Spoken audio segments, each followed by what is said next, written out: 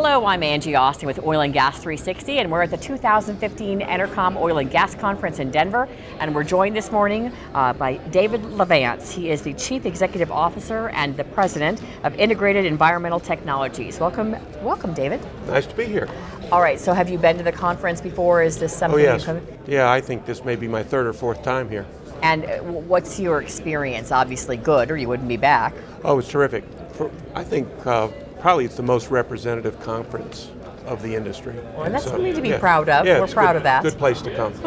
All right, let's just get right into the company. In late July, IET reported its products were working to eliminate H2S in 174 wells across the Uinta and Permian basins. So what are the results from the field? Yeah, well, we've continued to expand that, and so we have more wells that we're doing now, and we are not just in the Uinta and the Permian right now, we're also expanding to other territories. So happily, we have more customers, more wells, and business is growing. You were giving me a little bit of background on how this all came about, so I wouldn't mind just kind of backtracking a tad to explain your product, how it works, how it came about, and how it got integrated into the oil and gas world. Well, our product originally came out and it's a biocides, an antibacterial agent, and it's approved for hospital use. And so we determined that there were good uses for it in oil and gas because bacteria is a problem, right, especially in fracking and drilling and so forth. And then it turns out that the product is also really effective in eliminating hydrogen sulfide, or H2S. It's fascinating. I think it's just wild. It went from the hospital to the oil fields. All right, let's talk about some economics here. What are the economics at the well sites? How does IET's anti-H2S product, Xlite, fit into the well operators' economic models? Yes. So H2S is a problem because it's highly corrosive and it's really dangerous, and it's a subject of regulatory inquiry. So all those things add up to be expenses for the producer, right? So if we can eliminate hydrogen sulfide, we can eliminate those expenses. And what it turns out, and our experience has been, that we can save thousands of dollars every month for the producer by eliminating the hydrogen sulfide at the well site. Which is a huge advantage for you as a company if by buying your product they're saving even more money than the product costs.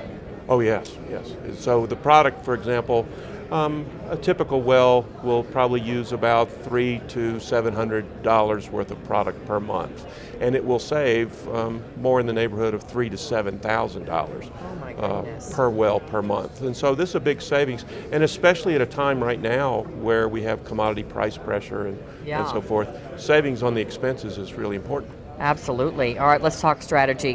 What are the advantages of your strategy of building depots near the well site, and how does this benefit IET and the operators? Okay, so we produce in a depot. Okay. And so these production depots will be in all the fields in the United States as soon as we can get there, I think. We had two other choices. We could either make the product at the wellhead, or we could make the product in some large factory someplace like St. Louis and ship it. Well, if you ship it, it's expensive. Right. And so you don't want to have that expense. And if you make it at the wellhead, it's not practical because you have to ship the water there anyway, and you have to have electricity. So really the best model is a production depot model. So we are now in the process of expanding our production depots, and we want to go, well, in the first place, we want to go all across the Rocky Mountain West. So our interest in Utah, our interest in the Permian will soon be in the Eagle Ford Shale. Wow, it's fascinating. All right, I want to talk about an interview that you did. You said during a recent interview that IET hopes to install 2 or 3 more depots in Texas this year. Can you give us an update as to where those are planned and the timeline for the installation of those? Well, those 2 that are mentioned there are in deep development now. So it won't be too long before we're opening them up. One will be in the Permian, not too far from Midland, and one will be in the Eagle Ford Shale. And we have also other plans to open yet another one in the Permian. We think that one might be in New Mexico, and I think we'll eventually open even more in the Permian. But right now, Texas is a place that we're really looking at to expand. Excellent. All right. as far as the oil and gas marketing plan goes. You've recently hired a VP of Sales and Operations for the oil and gas division. So what is the oil and gas marketing plan going to be going forward for the rest of 2015 and then into 2016? Okay, well, this shouldn't surprise anybody. If we're opening new depots, we need to find customers for those depots, and then we need to increase customer sales. So the marketing plan is really pretty simple, and that is more places or more depots, find new customers there, and we have found quite a few. In fact, some of the reasons we're opening new depots is we have customer demand, and then help those customers get our product into as many wells as possible. So I'm assuming you had a lot of meetings here at the conference with potential customers. Oh yeah, a lot of the customers are here. Yeah, I'll bet. In fact, some of our existing customers are here too, and it's very interesting to listen to their presentations, see what they're saying, because we don't get into their strategy too much. We're a supplier to them. Right. So. Yeah. Interesting. All right. The last question, let's talk a little bit more about Xlite. Can Xlite be used in gas pipelines to eliminate H2S if it gets in? Is that a place that Xlite can work in? Yes. Okay. The answer is yes. Now, it's a little different mechanical operation. So we can all think back to the crisis that occurred in California 3 or 4 months ago. And remember when they had the looked like a spill and it was coming up on the beaches around Santa Barbara? Correct. That was ultimately determined to be a corrosion problem. Oh, interesting. And it's likely that it was caused by hydrogen sulfide.